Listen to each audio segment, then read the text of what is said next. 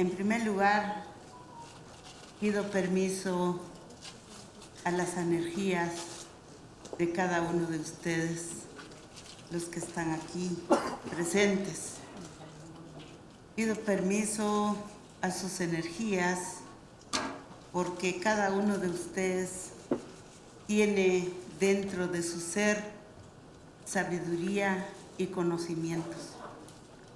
Esa sabiduría que les ha permitido ser un liderazgo, y en ese liderazgo recae precisamente los conocimientos. Gracias a sus energías que también podemos confluir en esta sala. Si no fuera porque somos compatibles en una aspiración, en unos sueños, no estaríamos juntos en esta sala. Muchas gracias por su presencia. Señor Presidente del Senado, Martín Batres, es un honor haber compartido con usted muchos espacios en la reivindicación de la dignificación de los pueblos indígenas.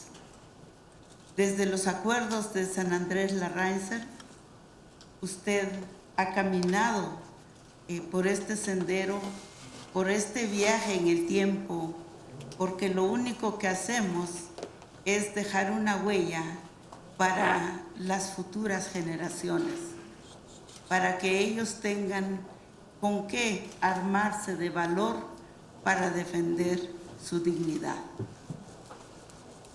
El presidente Martín Batres,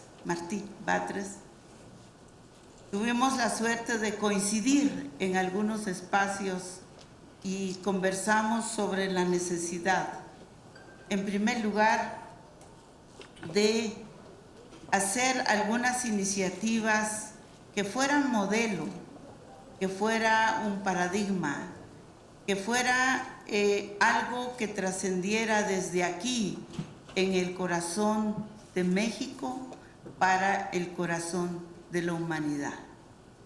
Y tenemos suficientes bases para esto.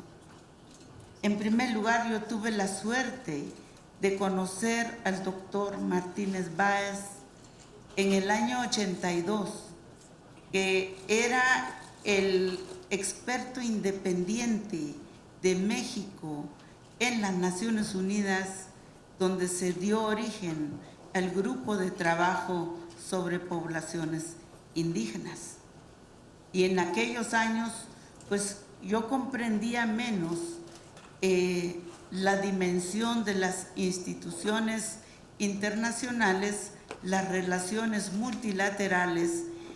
Sin embargo, fueron muchos años de lucha para que se reformara el convenio 107 al convenio 169.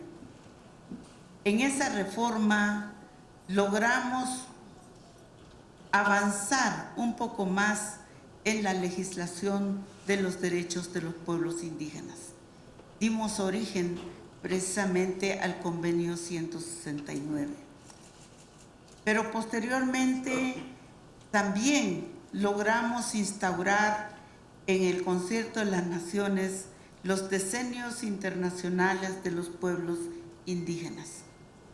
Hemos elaborado un conjunto de propuestas sobre derechos de pueblos indígenas. Y como ustedes saben muy bien, nos ayudó mucho el escenario de la celebración de los 500 años de resistencia de los pueblos indígenas, los 500 años de resistencia de los pueblos de América Latina y los 500 años de resistencia de los afrodescendientes. Y así es como también avanzamos bastante en la propuesta de los derechos y la dignificación de la participación de las mujeres, y en particular las mujeres de los pueblos indígenas. Porque en aquellos años todos los países negaban la existencia de los pueblos indígenas en sus territorios. Éramos prácticamente ya una población muerta para muchos países en el mundo. Afortunadamente, esos pasos de los años 80 y los 90 nos dejó una base importante para plantear hoy la pertinencia de el reconocimiento de la creación de los pueblos indígenas y que resume realmente la protección de su propia creación. Bueno, los pueblos indígenas tienen una visión filosófica, tenemos una filosofía de vida y esa filosofía está allí por miles y miles de años y es lo que nos hace posible hoy seguir creando, construyendo, enriqueciendo hasta llegar al arte contemporáneo de los pueblos indígenas. Ese arte contemporáneo que reúne ciencias y saberes ancestrales. No es solo una energía de improvisación lo que empuja a los pueblos indígenas a preservar y a escribir su cosmovisión en su arte contemporáneo, sino es una ciencia y son saberes. También nuestros conocimientos sobre nuestros ancestros nos indican que ellos fueron majestuosos en el conteo de la matemática del tiempo. Y esto precisamente sea el tiempo que nos invita a introducirnos en esa parte que también por millones de años tal vez o por miles de años está allí el conteo del tiempo. Una de las manifestaciones más fuertes del conteo del tiempo también se plasma en estos sagrados huipiles que cargamos. Cada uno de ellos tiene un significado y es una letra caminando. Pero también los pueblos indígenas somos un ser natural. Somos un ser natural espiritual. Nuestra profunda conexión con la tierra nos permite despejar las ideas para reconstruir, construir y plasmar lo esencial de los saberes ancestrales.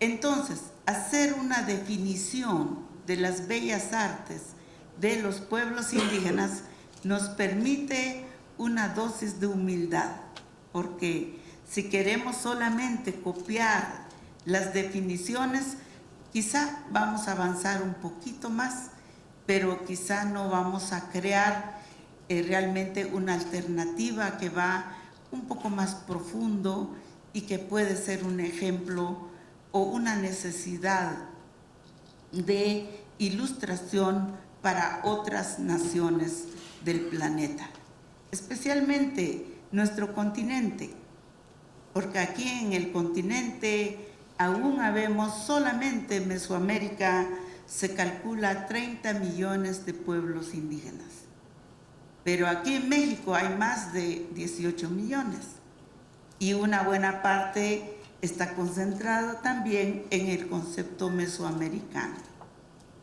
Y se visualiza y se palpa todo lo que tienen nuestros pueblos como saberes ancestrales. Entonces, la ciencia para la vida y la ciencia de educación y de escritura que tienen hoy nuestros pueblos es visible y por eso es un derecho extraordinariamente para la dignificación de nuestros propios pueblos. ¿Por qué México? Porque México, su naturaleza es pluricultural, es multiétnico, es multilingüe. México es también un país profundamente construido sobre la base de respeto a mucho de lo ancestral. Si aquí creamos un mensaje para la humanidad, seguramente va a tener un éxito extraordinario. Y por eso, este convenio que hoy se firma entre nuestra asociación Menchutum hacia una cultura de paz y el Senado y nuestra asociación Menchutum hacia una cultura de paz, es un comienzo. Es un comienzo de empezar a invitar la academia para que definamos con dignidad lo que serían las artes de los pueblos indígenas. Y que tendríamos que separar un poquito toda esta visión de artesanía y arte popular. Y de esto nos encargaremos porque afortunadamente también contamos con la gran Casa de Estudios de México como la Universidad Nacional Autónoma de México, UNAM. Tenemos una cátedra extraordinaria que dará el acompañamiento científico de estas definiciones. Pero también tenemos un pueblo mexicano cariñoso, amable, con que se puede hacer un diálogo, una discusión y se puede ir definiendo poco a poco. Lo más importante es que podamos avanzar un poco más. Cuando yo tenía 23 años llegué a la ONU y ahora tengo 60 años y veo año con año de 38 años y voy viendo que los procesos son muy lentos. Pero en este momento estamos en una casa máxima, que es el Senado, y vamos a llegar a otra casa máxima, que es el Congreso y las cámaras. Y seguramente vamos poco a poco en esto. Espero que esta lucha no sea 38 años, pero tenemos bastante convicción de que lo vamos a acelerar muy pronto. Podamos entonces compartirle a toda la sociedad mexicana un nuevo concepto o un concepto digno para calificar la creación, los diseños, proteger los conocimientos, los saberes ancestrales, inculcar la juventud y hacer que nuestra juventud indígena se enorgullezca de nosotros para siempre. Porque es para ellos que hacemos este proceso. Yo estoy muy contenta porque las luchas de los pueblos indígenas nunca cesó, a pesar de las coyunturas, a pesar de las crisis, y más bien nuestro mensaje global sobre la conexión con la Madre Tierra, los saberes ancestrales y los conocimientos ancestrales están vigentes. Y por eso damos una contribución al ser humano integral en todo el planeta. Estoy segura que esto implica también un nuevo acercamiento a nuestra Madre Tierra. La Tierra nos da todo, nos da absolutamente todo.